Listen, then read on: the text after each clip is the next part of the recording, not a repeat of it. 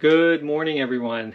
We're at the basement of a 10 apartment building, a co-op in the Upper West Side. We're in the basement right now, and I'm just doing a walkthrough of the boiler room. So I kind of wanted to give a sense of for a part-time position, what to look out for, what to keep your eye on as you do this walkthrough. And so let's get started.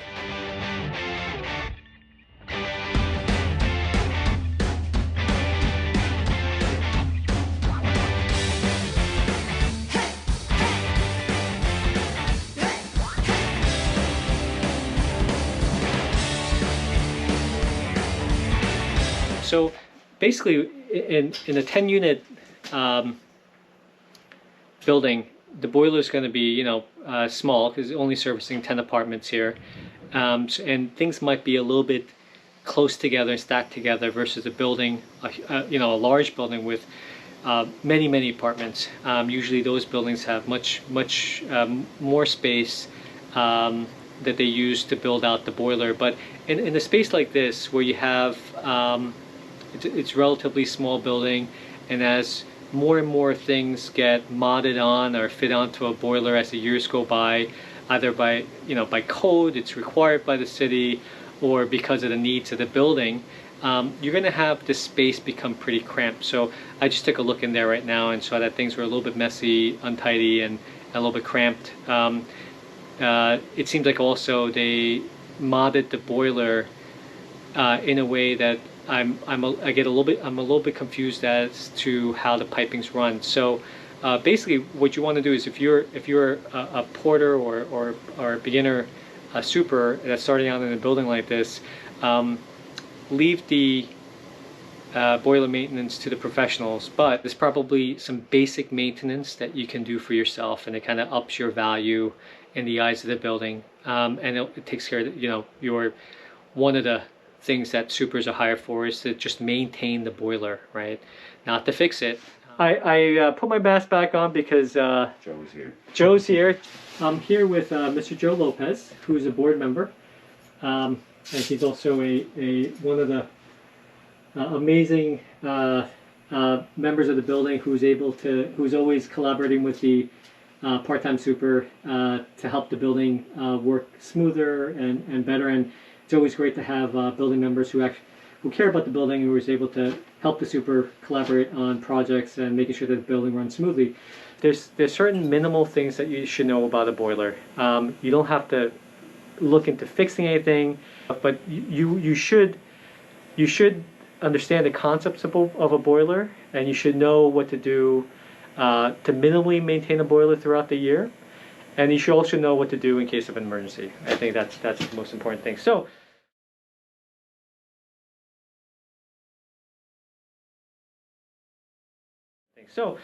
we're going to go through this boiler room, and basically you have the main body of the boiler is here. You know what I'm going to do? I'm going to switch this around. Here, what we have is one boiler servicing the entire building. So you have this boiler is now servicing 10 apartments here.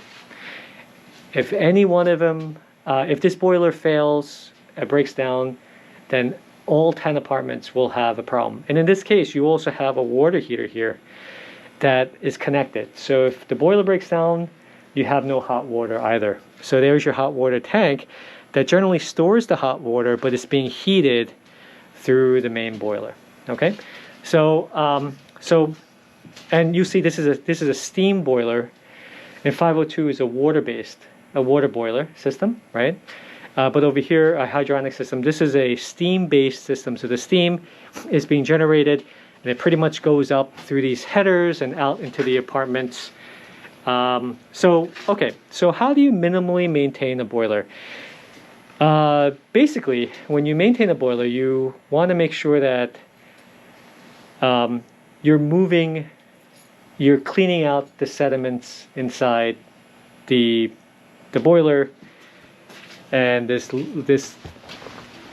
low water cutoff over here. So this water feed. So you're keeping the water moving you're going to be flushing the boiler. So flushing the boiler is really a simple thing. Basically, it's this handle. It's this handle here, this yellow handle. You're going to flush that to get the water and the sediments that's collected in there out. And that water will come out and it'll generally deposit into the sump pump over here. And the sump pump will, if you follow the sump pump, it will go out through the drain.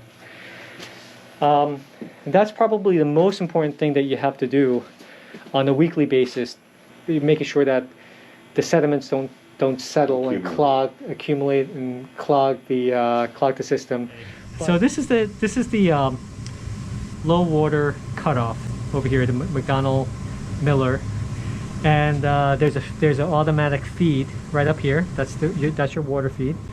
It's feeding into the boiler through this mechanism, and basically when water is brought into the system, it brings with it a lot of metals and chemicals, and it brings in bad stuff into your boiler that accumulate, and basically you just want to flush your system with it, because that could end up helping to speed up any deterioration of your parts here. So what we did was we're about to flush the boiler, and there's a sight glass behind here. I'm going to put this over here. There's a sight glass behind here where it kind of shows the water level. That water level, and it just dripped a small bit of water, so I'm going to have to tell the boiler technician about that. But this is your sight glass, which is going to help indicate whether you have a proper water level inside your boiler. It should be roughly around the middle. Is it okay? It's okay. The only thing I noticed with this is it seems like it's shaking a bit, and there's water dripping on the outside glass, so it might need to be tightened. I see where water's coming out. All right, good. So we need to just mention that. But over here, so in your sight glass, you want to make sure the water level is always maintained there. If the water level is ever creeping up and ever is near the top, that's no good. Once the water goes up, it means that it's going to go into the boiler system and flood your radiators in the apartments above. Never want to have the water creep up. And you also don't want to have water creep down where you don't have any water in the sight glass. So when you flush it, that water level is going to go down. Yeah. And then when you close it back up, it'll fill back up to the right level. If your water feed is not working correctly, then it won't go back up. It's not going to go back up, or it'll go up too much. So when the water, both of them are pretty bad, because what's going to happen is that if the water doesn't stop and keeps on going, it's going to flood the radiators upstairs, and water will come out of the air valves wherever it can come out. If it's too low, it'll cause a dry fire, which means there's no more water, and it'll crack your boiler system. So you would automatically just shut down the boiler? Yeah, you would shut down the boiler, exactly. And you would do that by... Oh, okay. So I was actually going to go into that, but we'll do it here. So basically, if let's say your water is... Say I call you with a problem, you diagnosed it as just too much water in the system. Right. We should just shut down the boiler entirely. I come here? Yeah. So, well, not here. I'll show you where to go. We go, if the water, like say, is creeping up or creeping down, because what happens when you creep down and there's no water? There's danger that you might lose your boiler if it cracks. Yeah, you have to go dry fire. Right, dry fire. And it'll be heating without water. It'll crack, can crack the cast iron. Yeah, you could lose your boiler. Right. There is a automatic shut off, like a safety shut off. So is it the red switch there? No, this one actually, just to let you know, this. So let's say, just going back, let's say you want to shut down the boiler system. Because your water's creeping up. Basically, you're going to shut this down. So this controls the power to the boiler. Yes. So this is the best shut off. Yeah. So this is going to shut down the pumps. You're going to shut down everything. And there's no danger in turning it off. There's no danger in turning it off because it shuts down pretty much everything. The only thing is that now you're without a functional boiler. So if but until the workers come. Yeah. Until the guys come and they can fix that part. So whenever I'm told shut down the boiler, you don't go here. Well, this will shut down the boiler. Yeah, but that could be more safer. Well, the reason why let's do this. So just to show everyone, this is the shut off for the gas burner. this will definitely turn off your burner and shut your boiler down. The only problem is that your pumps can still be on. That's why it's safer to shut it over there. Yeah, but the only reason why it might be better to turn it over here too. Let's say you have too much water. Both? I would say this, as I'm thinking out loud. Let's say your boiler has too much water, right? Now you're gonna have to drain this boiler as an emergency. That if you turn this off, most likely, if you turn this switch off on the outside, most likely it'll turn off the sump pump. Yeah, right? And you want that on. You want that on. So when you're draining the boiler, you want this pump to feed it on the outside. Now, if whoever set this up did it intelligently, then they would have connected this to a different circuit. So if you turn this off on the outside and the entire room turns off, then at least the sump pump works. But that may not be the case. So what you want to do is sometimes you can just turn this off and then the sump pump will keep working. Now this should turn off the pump as well, but you have a separate switch for the pump down there. So if you said to me flush the boiler, I would come here, pull this handle up a little bit, put it back down. Right. Man, this used to be up front. This is so inconvenient now. Yeah. I see the water dripping. Yep, on the side glass. Yep. And it's somewhat in the middle, maybe on the lower middle. Right. So it's normal. I think that's normal. It is normal. Yeah. Doesn't have to be exactly in the middle. Right. And it looks clear, because that's another thing. You want the water to be clear in the tube. Yeah. Even though the tube is dirty, I could tell the water's clear. Right, right. That's the most important thing. You're a good teacher. And this should be treated actually, as I'm talking. This should, is there someone that comes and treats the boiler? Just puts chemical treatment in the boiler to clean it? No, this is actually an outside company. Should be doing this. And how often? Probably once. Well, this is generally you would have it at least once a month, but there might be other. We're not doing that here. Okay. And the other thing that we want to do here is some safety checks. So basically, sorry. So some safety checks that we're going to do here, and this is something that I think you're just making sure that the boiler is working properly and that it'll shut off at the right time. There are certain things that can happen with a boiler that causes it to kind of go out of whack. So basically this is this is your pressure relief valve, and it will, when it's too much pressure that's built up in there, it'll release water into the system. You just have to make sure that this pin goes up and down smoothly. When you're doing that, what are you checking? That this pin is working? Yeah, so that's all? That's it. Because sometimes it gets stuck in this position? Yes. So we just want to make sure that it's working properly. It looks like a new piece also. Yeah, it looks like a new piece. And remember when we turned on the boiler before, the water actually came out. So when you lifted it, water was released from that valve, and that water will go down into the system, back into the sump pump. So the other thing also is that you want to make sure that your boiler, this is your Control panel? Control panel. And you just want to make sure that your control panel, basically, this is an older model, so this is your heat timer company, but this is one of the early models.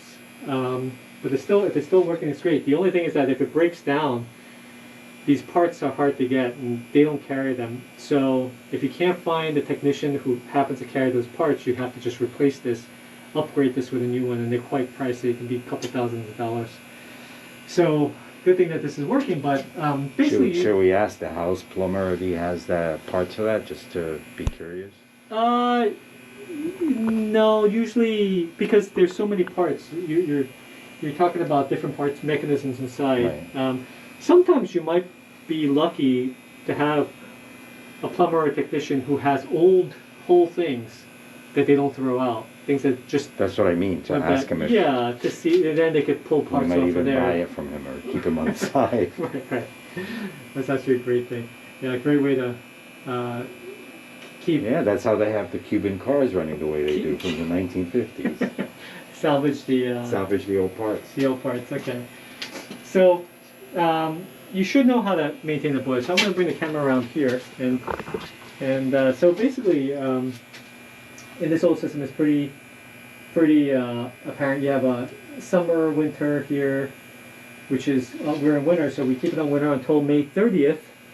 Then we can turn it back to summer. Right? Summer just means that it's not going to fire up the boiler and give out steam. However, to convert the operation of the boiler from winter to summer, you definitely have to call the plumbers to come in and they make an adjustment, right? Because that's what we do. Yeah, yeah. So what they deal with something with the boiler itself. It's Right. not enough to just do that. No, it's not enough to just do that. Because sometimes you may have special procedure to switching the boiler to. I think that's what we have.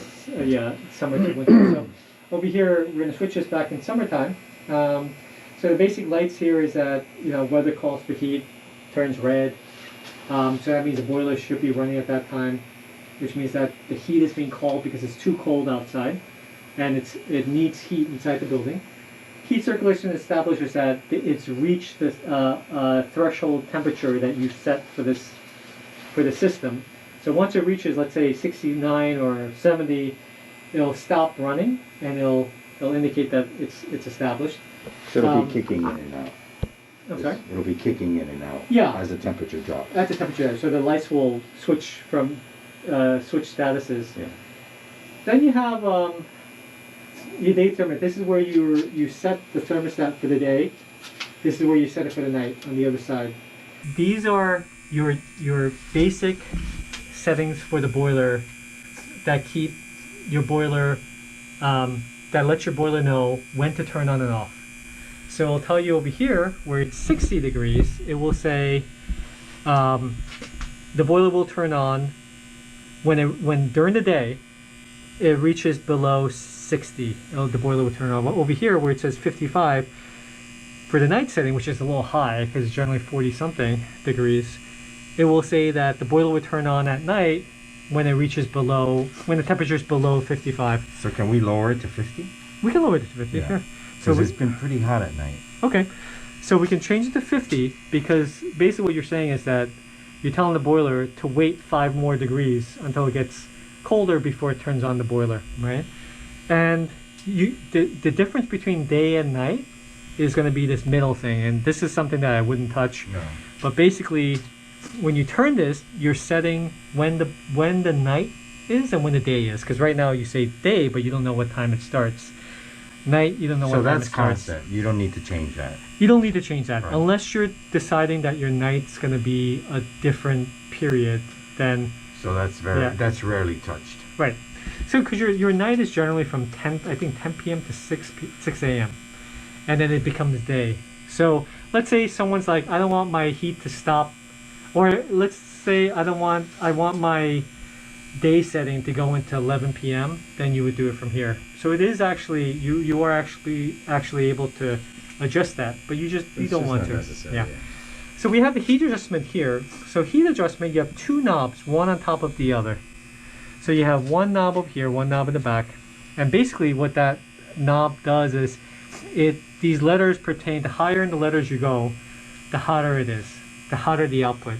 So you're going to do your finer tweaking with this. So let's say we already did that. We went from F to E. We went from F to E. And I think the day setting is also very high, isn't it? The day setting is high. So Yeah. usually G and H is kind of a high setting. Yeah. But I always say I don't. A super often is in a position to touch that, but if you're not sure, leave it to the boiler technician. Yeah.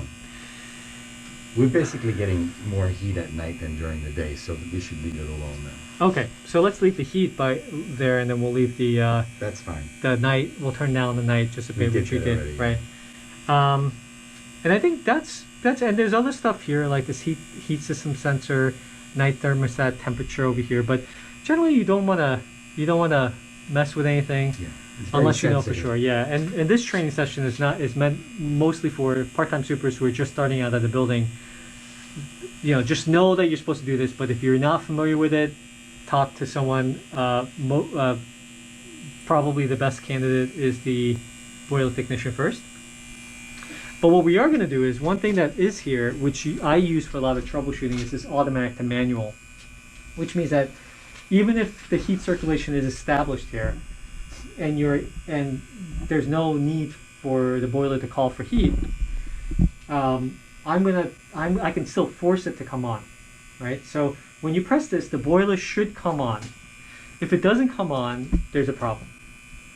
Okay, so the reason why I'm going to force this boiler on is because I'm also going to basically, the reason why I'm going to turn that on is because when you turn off or touch certain things, the boiler should turn off on its own as a safety. So we're going to simulate, when I do this, it's not going to be for troubleshooting.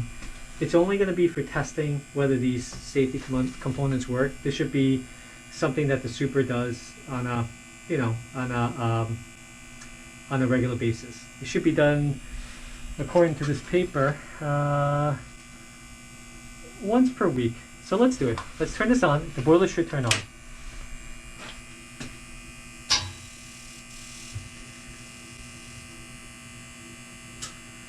There we go.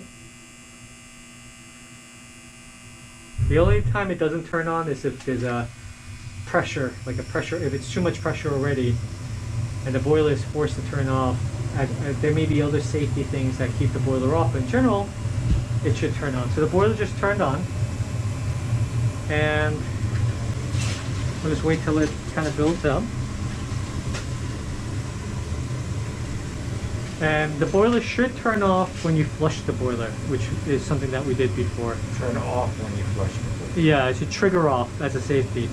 Because basically, the boiler shouldn't be on when there's water leaving the system rapidly, right? Because that should... Self-defense mechanism. It's a self-defense mechanism, correct. Okay, so let's... Do you want to drain the water? We're going to just do it as a safety, just to make sure the boiler turns off. There's other things that should turn off as well. Pumps should turn off when the boiler is flushed.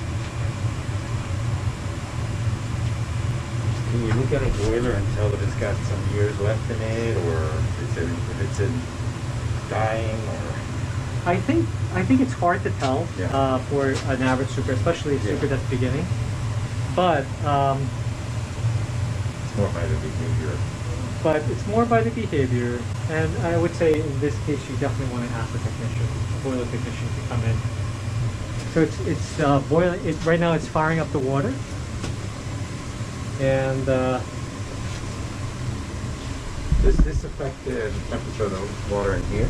This just went down, I just remembered. actually it went up. No, I thought it went down. I'm sorry. Down. It went down. Yeah. So it does, because remember that this is only a storage tank. Right. And this is heating this. It's heating it this way. And you don't want this to be all the way over here. That's too hot. Yeah. So you have the thermostat here set at 150, and so that's actually regulating the temperature inside. So it should go back up. Yeah. Right. And as it goes back down, what it'll do is it'll relay the information over to the boiler to start heating the water up again. So basically, the pumps that you have here, in case anything happens to your pumps, by the way, your water, and you drain out the water, so you do want to make sure that these pumps are turned off. So you have a switch over there, you have a plug over here for this pump. You want to make sure that these are turned off, because if there's no water in those pumps and it's still pumping, you could burn out your pump. So we're forcing the boiler to turn on. So it's acting perfectly. Right now, what we want to do is we want to turn the water. We want to flush the boiler and see whether it turns off. The boiler turns off. Right. Right. So we want to flush the boiler because that's very important. We want to drain the boiler. Right. And make and sure you that want to make sure that it recognizes that it has to turn off. Exactly. So let's try this again. Okay, your flashlight. Yeah.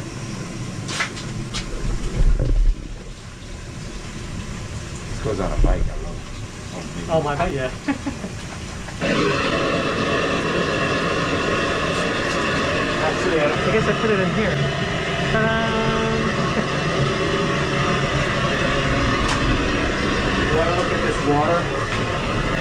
Because that's kind of getting clear. Yeah. That's clear now. Yeah, that's pretty clear. Okay, good. Perfect.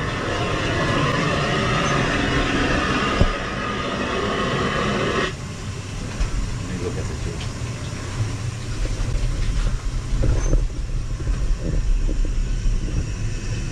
You know, I'll be honest with you. That tube is so dirty, I really can't tell.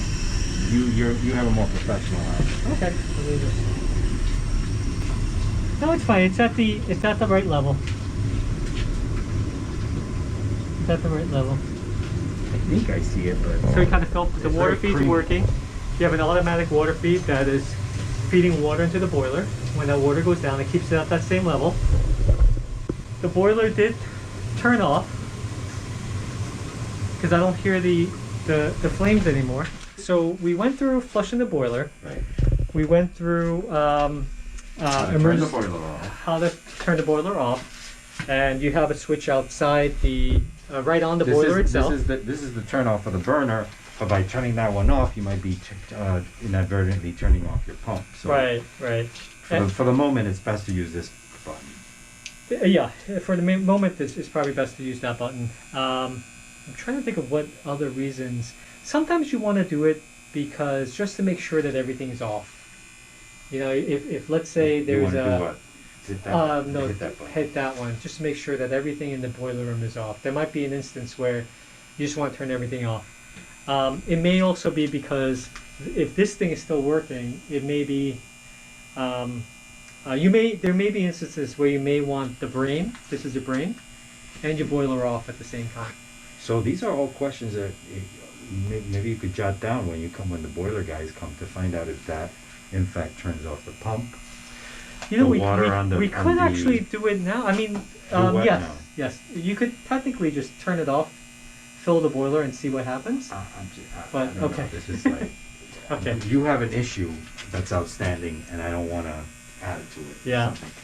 So we made sure that the pump system worked, the burner operation checked, low water cutoff tested, drain safety valve was tested. Let's pull this up. And your issue is My issue is that let me just check this out real quick. Just that safety valve tested, the low water cutoff. So we drained the sight glass. yeah. We tested the low water cutoff because it filled back up to the original position. The burner operation, There's no water there. right? There's no water there. And the Well, safe, the sump pump would kick in only after the water has reached the top, though. it would reach a certain level that you set with the pump, and then it would remove that water. So there might that's be set on a low level. Yeah. yeah. So right Because at now, one point there was always water in that well there. yeah, that could have been They set it up at a higher, a couple different reasons. Yeah. but that's. And you have to have a hot water sump pump always. So if someone Oh comes yeah, and because this is all replaces it- hot water. right. So And- that's a hot water sump pump. right. So in case something's broken and you constantly have water filling that, if you have a regular sump pump, it's gonna work for about 30 minutes and it'll freeze. It'll shut off, and then your room will get flooded. So you just want So to I make sure should that that should always be like that, empty. If I come in one day and I see that there's water in it, I should call you. yeah. And what we would do is maybe there's something that's blocking the float. You know, sometimes things get in there. Because There right was now definitely a moment when I would come in and that would Yeah. be always full. we just one of the first things I noticed is that this room needs to be cleaned out. Yeah, and we pay Completely. you extra. Don't worry. So I think what we need to do is to make sure that this room is cleaned out, because anything that is swept into that pit with the water is going to clog that. Yeah, no, this is pump. unnecessary. The plumbers come in, they leave this stuff here. Right. That's not cool. Right. So so that has to be Yes, cleaned we'll out. have Wilton do it when he can, or whenever. Right. wherever he can. So we'll get, and then we'll make sure if it's ever blocked. Basically, what we're going to do is just go in there and see if there's anything blocking it. Remove that. Remove whatever's blocking it, and it should work again. If it doesn't work and electricity's on, then it may be a goner. Unless there's a sump pump expert out there that can probably Atlas, but it's working. Probably. So the last part that we're going to check here is the sump pump. So okay, so we're at a sump pump that has apparently filled up. So we were just making sure that the sump pump works. So we're going to test this. It's a hot water sump pump that you know can handle very hot temperature of the water. Otherwise, if you use a regular sump pump, if it takes on hot water that comes out of a boiler, when you're draining a boiler, it's going to end up seizing your pump. And so this is actually designed for hot water. So what I'm going to do is I'm going to grab a stick here. So basically how this works, how this pump works is that there's a float all the way on the other side here. And there's the float. And basically when that float rises with the water inside this well, it's going to trigger the sump pump to come on. So that's generally what you want to do. You just want to raise it.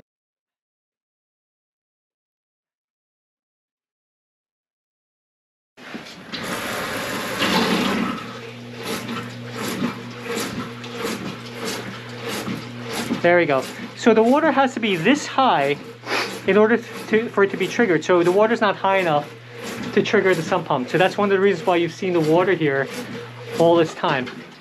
So it has to go up more in order for that sump pump to trigger.